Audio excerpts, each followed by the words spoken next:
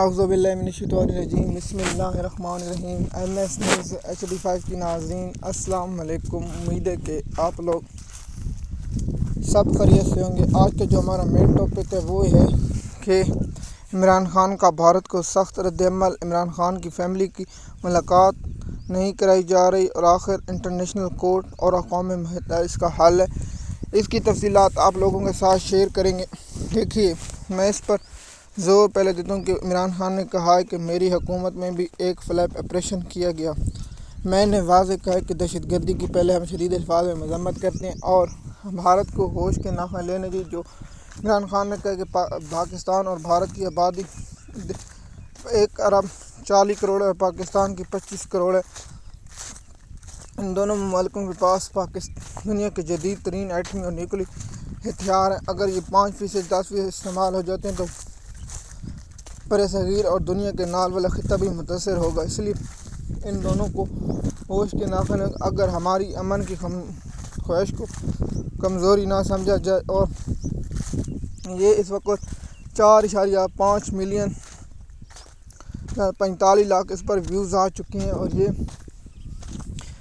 شہباز شریف خاموش، حمزہ شہباز شریف خاموش، مریم نواز خاموش، نواز شریف مودی کا یار خاموش. اس لیے عمران خان صاحب کا پیغام پوری دنیا میں، کیونکہ عمران خان صاحب اس وقت پاکستان کا سب سے بڑا مقبول اور رہنما سمجھے جانے والا لیڈر ہے. لیکن کیا عمران خان صاحب کو رہا کیا جائے گا یہ بات الگ ہے. لیکن عمران خان صاحب کی رہائی کے لیے کیا PTI کچھ کرے اس پر الگ ٹاپک بنائیں گے. لیکن عمران خان کے یہ سخت رد عمل انٹرنیشنل میڈیا، لوکل میڈیا پر تو انڈیا کا میڈیا چلا رہا ہے، انڈیا کے خلاف ہے، لیکن یہاں پاکستان کا میڈیا نہیں چلا.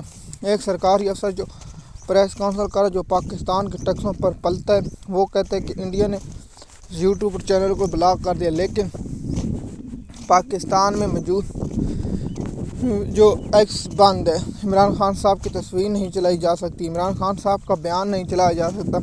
وہ انڈیا پر کیسے تنقید کرے؟ ایک شخص کہتا ہے کہ لوگوں پر تشدد کر کے بیان لیجیے. یہاں صداقت عباسی، عثمان ڈار اور فروخ حبیب جیسے کئی لوگوں کی پریس کانفرنس دیکھیے، وہ کہتے ہیں دونوں گناہوں میں پاک نہیں تو پھر بات نہیں. جیسے میں ایک کام کہوں کہ تم نہ کرو، تم نے غلط کیا، جب میں وہ کام کرتا ہوں میں دوسرے کو غلط کیسے کہہ سکتا ہوں؟ اس لیے ایک واقعہ میں سناتا ہوں. حضرت بابا فرید گنج شکر رحمۃ اللہ علیہ کے پاس بچی والدہ اپنے بیٹے کو لے کے بابا اسے منع کریں کہ شکر نہ کھایا کریں. تو بابا جی نماز پڑھ لیتے. جب نماز سے فارغ ہو بابا سے کہا، بابا نے کہا مائی اس کو کال لے کر آنا. تو وہ کال لے تو بابا فرید گنج شکر نے بیٹے کو کہا، بیٹا آج کے بعد شکر نہیں کھانا.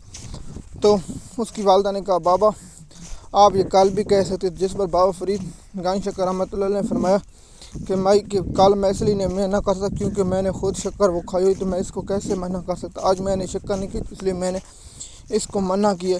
تو اس لیے اب پاکستان اسٹیبلشمنٹ جو دیتی ہے، میں نے پورا پاکستان کا بچہ ہر شخص جانتا ہے کہ PTI کے لوگوں کے ساتھ جو اغوا کیا گیا، تشدد کیا گیا. اور میں یہ نہیں کہہ رہا. آپ جاوید چودھری کو اس وقت بیان دیکھیں کہ جاوید چودھری نے کیا کہا تھا کہ آپ پیغام ہے کہ آپ لوگوں کو گرفتار نہیں کیا جائے گا، اغوا کیا جائے گا. اس کے بعد وہی ہوا. فیصل وابڈا ان کے جو ترجمان، ان کے جو پالتو ہے، فروغ منیب جو سما نیوز پر علیم خان کا پالتو جانور ہے، اور حسن عزوب جیسا گھٹیا انسان جسے گٹر صاف کرنے کے لیے رکھنا چاہیے تھا، اسے صاف ہی بنا دیا انہوں نے. اور یورت انہیں نشان بھی دیے گئے جو پاکستان کی صحیح توہین کی گئی نشانوں کی. تو ان لوگوں نے کہا کہ ہم اپنے سے ہم میں تو ان کی وجہ سے بدلے. پھر دیکھیے، جب کوئی آپ کو کہتا ہے کہ ہاں یار وہاں 100 اونٹ مرا پڑا، تو آپ بالکل یقین نہیں کریں گے. آپ جب دیکھیں گے تو سمجھیں گے ہاں پڑا. تو جب ان لوگوں نے کہا تو پہلی پہ تو ہم نے بات یقین نہیں کیا. تو پھر اس کے بعد جو ہوا، پھر جو 26 نومبر کو ہوا، باقی جو واقعات ہوئے سب سامنے ہمارے.